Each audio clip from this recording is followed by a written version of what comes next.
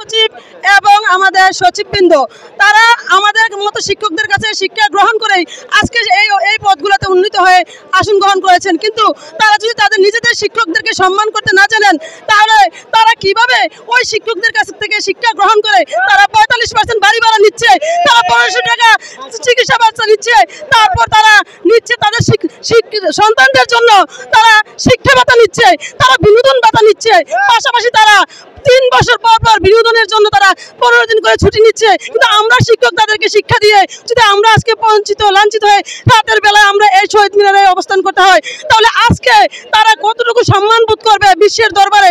তাদের কি এখনো বিবেকবোধ জাগে না? তারা কি এখনো অন্ধের মতো বসে থাকবে? তাদের বিবেক কি নাড়া যায় না যে আমরা আমাদের শিক্ষককে সম্মান করি, শ্রদ্ধা করি? যদি তাদের ভিতরে এরকম বিবেকবোধ থাকতো তাহলে অবশ্যই তারা আমাদেরকে নিয়ে দর কষাকষি করতো না।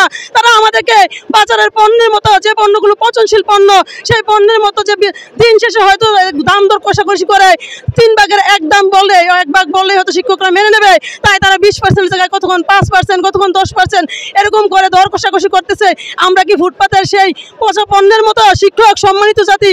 আমি আশা করি প্রধান উপদেষ্টা থেকে শুরু করে বাংলাদেশের প্রত্যেকটা সচিবালয়ের মানুষ আমাদেরকে যেমন জনসাধারণ আমাদেরকে সম্মান করে, শ্রদ্ধা করে, বাংলাদেশের শিক্ষার্থী হতে শুরু করে অভিভাবক, এমনকি রিক্সা চালক থেকে শুরু করে একেবারে বিমান চালক সহ, পাইলট সহ আমাদেরকে সম্মান করে, একমাত্র তারাই কেন আমাদেরকে অপমান করে? আমি তাদের কাছে এইটুকু প্রশ্ন রাখি, তাদের বিবেককে নাড়া দিয়ে শিক্ষককে সম্মান করুক, আমাদের ন্যায্য দাবি আমাদেরকে দিয়ে দেখ, এটুকু আমি প্রত্যাশা করি।